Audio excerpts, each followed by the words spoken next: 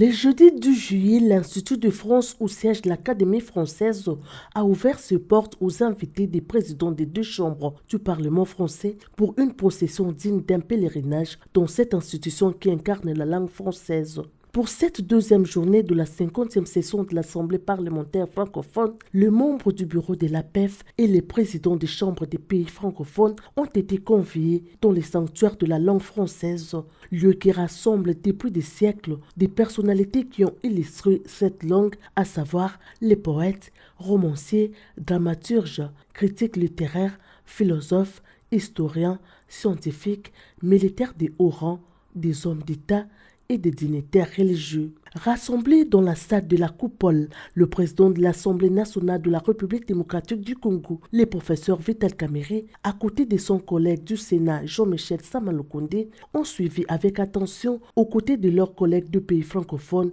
les mots d'accueil du chancelier de l'Institut de France, Xavier Dacros, et du secrétaire perpétuel de l'Académie française, Amen Mahalouf, remercié par le président de l'Assemblée parlementaire francophone, Hilarion Atong, qui a rappelé la force de la langue française, traduite par le rassemblement d'une diversité culturelle à travers la francophonie. Gérard Larcher, président du Sénat français, a rappelé la genèse de la langue française, singularité qui rassemble tous les pays de la francophonie et dont les académiciens sujeant durant des siècles à l'Académie française ont été des grands vecteurs dans le monde.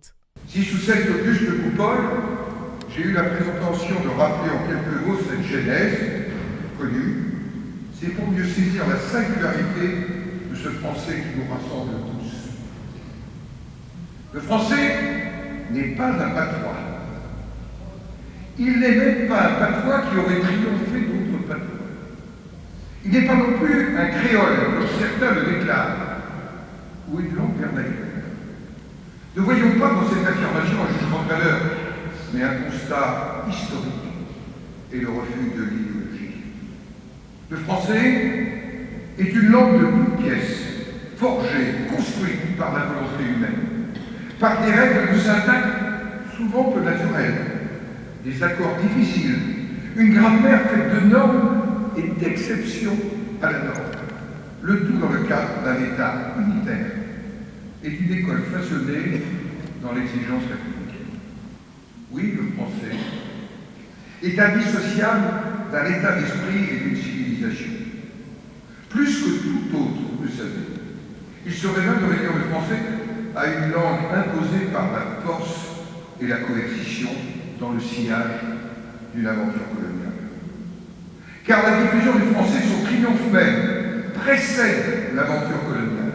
Illustrez combien l'attrait du français consacré dès le XVIIIe siècle provenait à la fois de ce qu'il était devenu par excellence, la langue de la diplomatie, de la paix et des luttes. En boitant les pas à son collègue du Sénat, Yael Braun-Pivet, présidente de l'Assemblée nationale française, a relevé plusieurs similarités entre le Parlement et l'Académie française, deux sanctuaires du verbe qui impactent les décisions en appelant la francophonie à en préserver les acquis. Langue de la République en vertu de la Constitution.